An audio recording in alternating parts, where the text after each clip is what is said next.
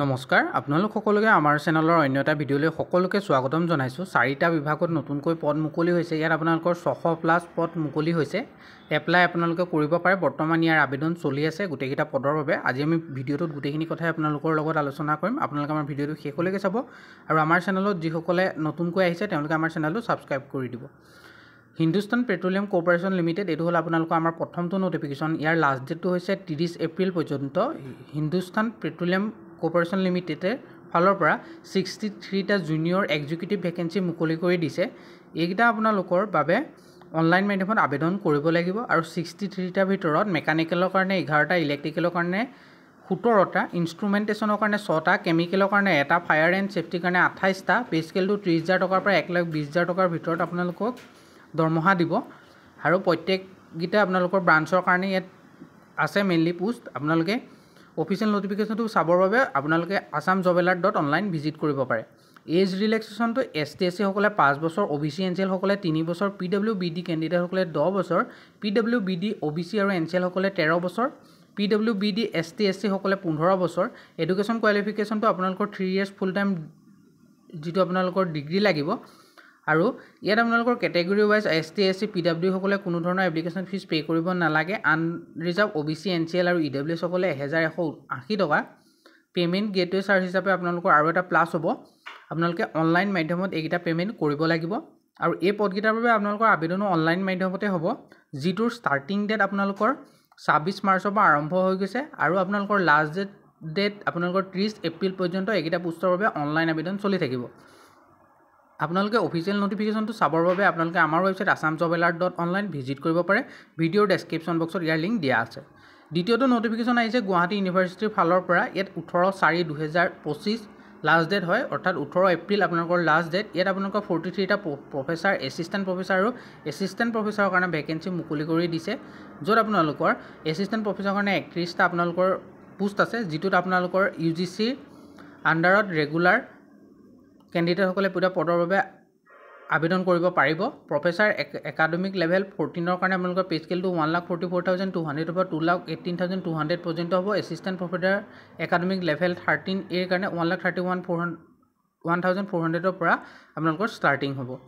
কেণ্ডিডেটসকলে unreserved আৰু আদাৰ্ছসকলে 1,500 টকা দি আপোনালোকে এপ্লাই কৰিব লাগিব। ST/SC PWD সকলে 750 টকা আপোনালোকে পে'মেণ্ট কৰিব লাগিব।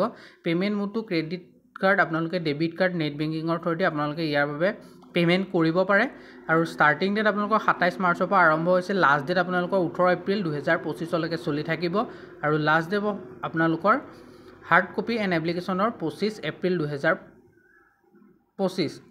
ইয়াৰ আপোনালোকৰ অনলাইন আবেদন কৰা link, advertisement details, official website গোটেইখিনি আপোনালোকে আমাৰ ৱেবছাইট assamjobalert.online ভিজিট কৰিলে পাব। এতিয়া আহিছোঁ আমাৰ 3 নম্বৰ যিটো নটিফিকেশ্যন, সেইটো হৈছে APSC CCE ৰিক্ৰুটমেণ্ট 2025ৰ ফালৰ পৰা, অৰ্থাৎ আছাম পাব্লিক ছাৰ্ভিচ কমিশ্যনে কম্বাইণ্ড কম্পিটিটিভ এক্সামিনেশ্যন প্ৰিলিমিনেৰীৰ কাৰণে আপোনালোকৰ 262টা ভেকেঞ্চি মুকলি কৰি দিছে। যিকেইটা পোষ্ট আপোনালোকৰ APSCৰ ফালৰ পৰা আহিছে, ইয়াত আপোনালোকৰ এজ লিমিট 21 পৰা 38 বছৰৰ ভিতৰত প্ৰত্যেকজন কেণ্ডিডেটে এইকেইটা পদৰ বাবে আপোনালোকে আবেদন কৰিব পাৰিব। এডুকেশ্যন কোৱালিফিকেশ্যনটো আপোনালোকে যিসকলে গ্ৰেজুৱেট কৰিছে, অৰ্থাৎ যিকোনো ষ্ট্ৰীমৰ পৰা গ্ৰেজুৱেট হয়, তেওঁলোকে পদকেইটাৰ বাবে আবেদন কৰিব পাৰিব। ইয়াত আপোনালোকৰ যদি চাব যায় কোন কোন বিভাগত পদ আছে বা কেনেকুৱা ধৰণৰ পোষ্টসমূহ হয়, আনৰিজাৰ্ভৰ কাৰণে আপোনালোকৰ 147টা আছে, OBC MOBCৰ কাৰণে 62টা, SCৰ কাৰণে 15টা, ST প্লেনৰ কাৰণে 25, ST হিলৰ কাৰণে 13টা, PWBDৰ কাৰণে 5টা আৰু এক্স ছাৰ্ভিচমেনৰ কাৰণে টোটেল আপোনালোকৰ 6টা ভেকেঞ্চি আছে আৰু টোটেল পদ হৈছে 264,62টা পোষ্ট হৈছে আপোনালোকৰ টোটেল পোষ্ট। এইকেইটা পোষ্টৰ বাবে আপোনালোকে অনলাইন আবেদন কৰিব পাৰিব আৰু এইকেইটাত আপোনালোকে কোন কোন বিভাগত আপোনালোকৰ পদ যদি খালী হৈছে চাবলৈ যায়, আছাম চিভিল ছাৰ্ভিচৰ কাৰণে 45টা আছে, আছাম পুলিচ ছাৰ্ভিচৰ কাৰণে 20টা আছে, লেবাৰ অফিচৰ কাৰণে 2টা আছে, ডিষ্ট্ৰিক্ট ট্ৰান্সপৰ্ট অফিচাৰৰ কাৰণে 2টা আছে। ঠিক তেনেদৰে আপোনালোকৰ sub registrar, assistant audit officer, inspector of excise, inspector of labour, inspector of taxes সকলোৰে বাবে ইয়াত পদ থাকিব। এছিষ্টেণ্ট ৰিচাৰ্চ অফিচাৰ ৰোগে আধিকাৰী সকলোকেইটাৰ বাবে আপোনালোকৰ পদ আছে। ইয়াৰ যিটো অফিচিয়েল নটিফিকেশ্যন সেইটো আপোনালোকে আমাৰ ৱেবছাইট assamjobalert.online চাব পাৰিব। ভিডিঅ'ৰ ডেছক্ৰিপশ্যন বক্সত ইয়াৰ লিংক দিয়া আছে। যিসকলে বৰ্তমান ভিডিঅ'টো আমাৰ চাইছে তেওঁলোকে আমাৰ ভিডিঅ'টো লাইক এটা কৰক, চেনেলটো ছাবস্ক্ৰাইব কৰক, যাতে এনেকুৱা ধৰণৰ জব ৰিলেটেড আপডেটসমূহ সকলোতকৈ আগত আপোনালোকে আমাৰ চেনেলৰ জৰিয়তে পাই থাকে।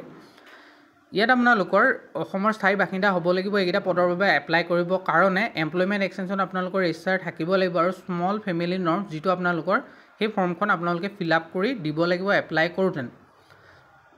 আৰু ইয়াৰ বাবে আপোনালোকৰ যদি চাবলৈ যায় এজ ৰিলেক্সেশ্যনৰ সুবিধা আছেনে, ইয়াত এজ ৰিলেক্সেশ্যনৰ সুবিধা আছে। ST SC সকলে 5 বছৰ, OBC MBC সকলে 3 বছৰ, PWD সকলে 10 বছৰ এজ ৰিলেক্সেশ্যনৰ সুবিধা পাব। আৰু আপোনালোকৰ যদি এপ্লিকেশ্যন ফিজ আপোনালোকৰ কিমান হয়, আপোনালোকে এই পোষ্টকেইটাৰ বাবে এটা এপ্লিকেশ্যন ফিজ পে' কৰিব লাগিব, যিটো মই ভিডিঅ'টোত জনাই দিম আপোনালোকক কিমান টকা আপোনালোকে পে' কৰিব লাগিব।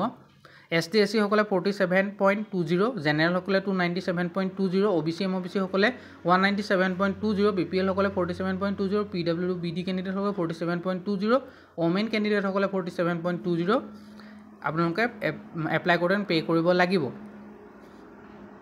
ইয়াৰ এপ্লাই যিটো প্ৰচেছ সেইটো আপোনালোকৰ অনলাইন মাধ্যমতে হ'ব। আপোনালোকে অনলাইন এইকেইটা পদৰ বাবে আবেদন কৰিব লাগিব আৰু ইয়াৰ আবেদন বৰ্তমান ষ্টাৰ্ট হৈ গৈছে, বৰ্তমান চলি আছে ক'বলৈ গ'লে। আৰু আপোনালোকে এইকেইটা পোষ্টৰ বাবে যিসকলে আবেদন কৰিম বুলি ভাবিছে তেওঁলোকে জল্দি গৈ আবেদন কৰি লওক।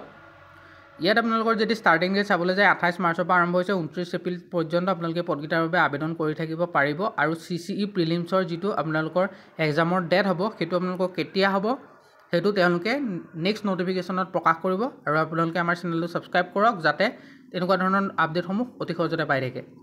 ইয়াৰ আপোনালোকে অফিচিয়েল ৱেবছাইট গোটেইখিনি আমাৰ ৱেবছাইট ভিজিট কৰিলে পাব। গোটেই ফৰ্ম, স্মল ফেমিলি নৰ্মছৰ যি ডিক্লাৰেশ্যন ফৰ্ম গোটেইখিনি আপোনালোকে তাতেই পাব।